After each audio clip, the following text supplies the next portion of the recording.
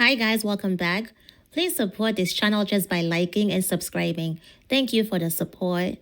So, prosecutors started their closing arguments today.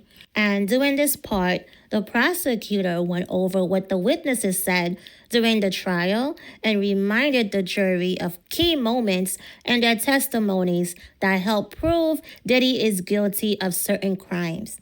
Prosecutor Christy Slavik began her closing argument by saying, "Over the last several weeks, you've learned a lot about Sean Combs. He's the leader of a criminal enterprise. He doesn't take no for an answer.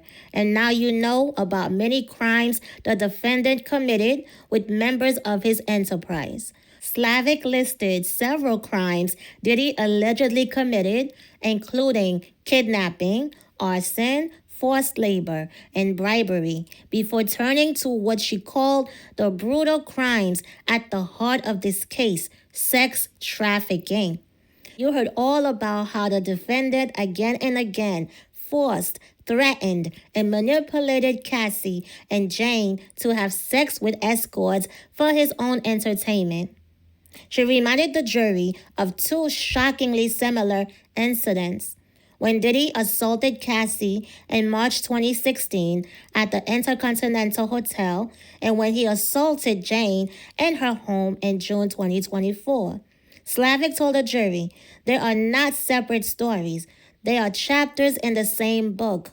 The story of Sean Combs and the criminal enterprise he led made up of his inner circle. Slavik said the enterprise serviced the defendant's every desire through a methodical pattern of violence, coercion, and manipulation. The defendant counted on silence and shame to keep his crimes hidden. He thought that his fame, wealth, and power put him above the law, but over the course of this trial, his crimes have been exposed. She said the defendant was a very powerful man, but he became more powerful and more dangerous because of the support of his inner circle and his business, the enterprise. According to Slavik, the enterprise's only purpose was to serve and protect the defendant. The defendant was at the top of this enterprise. Remember, it's his kingdom. Everyone was there to serve him. She said the enterprise worked to protect Diddy's image, fulfill his personal and sexual desires, help him and his circle commit crimes, and keep law enforcement from finding out. Slavik explained what the government must prove for the jury to convict Diddy of count 1, racketeering conspiracy. There was a conspiracy to participate in the Combs enterprise. The Combs enterprise affected interstate or foreign commerce. Diddy knowingly and willfully became a member of the conspiracy. And Diddy knowingly and willfully agreed that he or another member of the conspiracy would commit 2 racketeering crimes. Slavik made it clear that when she says the enterprise, she is not talking about Diddy's company, Combs Enterprises. She said the enterprise is Diddy and his trusted inner circle, and that it existed to serve his needs and what he said went. She showed the jury a photo of Christina Koram, Diddy's former chief of staff, calling her one of Diddy's most loyal lieutenants. Slavik said Christina knew where the defendant was and what he was doing at all times. She made the defendant's life her life. She said members of Diddy's security team were also part of this inner circle and had worked for him for years. Those lieutenants were particularly loyal, and they were armed and ready. They were at the defendant's side for some of the most violent and threatening acts. Diddy's assistants were described as the foot soldiers of the enterprise. Slavik said they never questioned anything they were asked to do by Diddy, Christina, or security, even when it involved helping commit crimes. She said they were all paid through Diddy's companies. Brandon Paul, one of Diddy's assistants, testified he made $100,000 a year.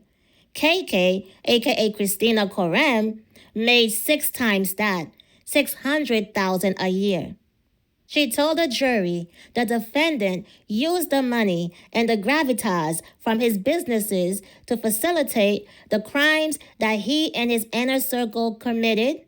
He was the boss of every member of his inner circle, and he was in charge. She said that while the people around Diddy may have changed over time, he was the through line, and the other members worked with each other and with him throughout the entire conspiracy. Slavik reminded the jury they must all agree that Diddy knowingly and willfully agreed that he or someone else in the conspiracy would commit 2 racketeering acts. She said there's evidence that the enterprise committed many. She listed the crimes they could consider: drug distribution, kidnapping, arson, bribing witnesses, helping Diddy sex traffic Cassie and Jane, arranging travel for escorts and girlfriends for commercial sex, forced labor, and covering up his crimes.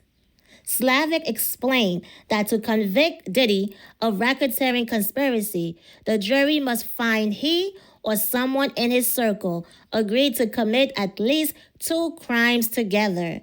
She gave examples. Drugs. Diddy's team helped get drugs for freak-off sex parties where women like Cassie and Jane were drugged to keep them awake and compliant. Kidnapping. Cassie was forced to stay in a hotel for a week after Diddy beat her in 2009. Capricorn Clark said she was locked in a building for lie detector tests and forced to go with Diddy to Kid Cudi's house. Arson. Slavik said Diddy was behind the burning of Kid Cudi's car even if he did not do it himself. Bribery. After beating Cassie in a hotel in 2016, Diddy allegedly paid $100,000 to get the surveillance footage deleted. Sex trafficking. Slavik said Diddy hired at least 27 men to have sex with Cassie and Jane through threats, drugs, and manipulation. She told the jury, this is not about criminalizing strange relationships. It's about crimes. Slavik told the jury that Diddy sex trafficked his former girlfriend, Jane, by using lies, pressure, and threats over several years to force her into hotel nights, aka freak-offs, where she had sex with others for his benefit. She focused on 3 clear examples. September 2023, Diddy tricked Jane into coming to New York and then pressured her into a hotel night. October 2023, during a sobriety party, he coerced her again. June 2024, after a fight at the house he paid for, he used control over her housing to pressure her. Slavik said Diddy would threaten to stop paying her rent or end their relationship if she did not agree. Threatening to take away her home could turn a no into a yes, she told the jury. That's coercion, and it worked. She said Diddy's goal was simple, to get Jane to agree to 2 hotel nights, and that makes it sex trafficking. Slavik said Diddy controlled Cassie throughout their 10-year relationship, managing her career, appearance, time, and paying for her home, car, and phone to keep her dependent. Even after Cassie left him in 2018, Slavik said Diddy still tried to control her and raped her, according to her testimony. Slavik said the abuse was constant and that Diddy's team, including security guard D-Rock and others in his circle, helped him carry it out. She talked about the freak-offs where Cassie had sex with escorts for Diddy's pleasure, even while sick because she feared him. Slavik said not every freak-off needs to be sex trafficking, but many involve threats, pressure, or force. Diddy even used the video recordings to control her. Slavik reminded the jury that witness Daniel Phillips saw Diddy force Cassie to have sex with a paid escort during one of those events. That is sex trafficking, she said. Slavik added that Cassie didn't feel free to leave because Diddy made her live in constant fear and strip her of any real control over her life. Christy Slavik ended her closing argument by explaining more charges against Diddy, including transporting people for prostitution. She said Diddy paid for Cassie and Jane to travel across states and overseas for sex, which breaks federal law. She also said this kind of travel was part of the racketeering conspiracy and that Christina Koren, Diddy's former chief of staff, helped make it happen, booking travel, sending escorts, and making sure Diddy got thousands in cash. Slavik told the jury that forcing Cassie and Jane into long, exhausting sex acts without sleep also counts as forced labor. She also mentioned Diddy's former assistant, Mia, who said he sexually assaulted her at work using his power over her. Slavik accused Diddy of witness tampering after Cassie filed her lawsuit in 2023. She said Diddy and his team tried to silence people like Jane to stop a criminal case from forming.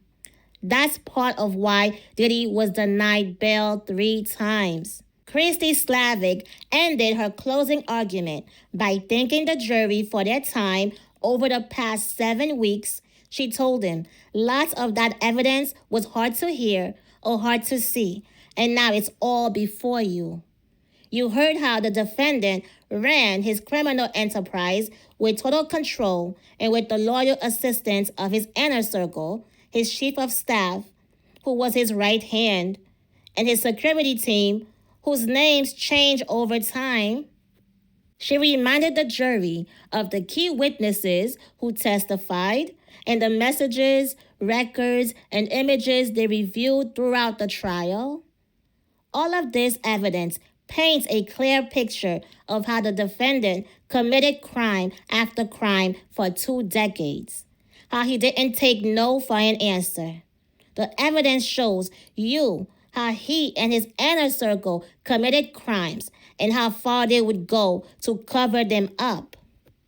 Up until today, the defendant was able to get away with these crimes because of his money, his power, his influence. That stops now. It's time to hold him accountable. And that was it, you guys. Thanks for tuning in. Let me know what you think. Don't forget to like, subscribe, and turn on that notification so you don't miss any new updates. And I will see you on the next one. Peace.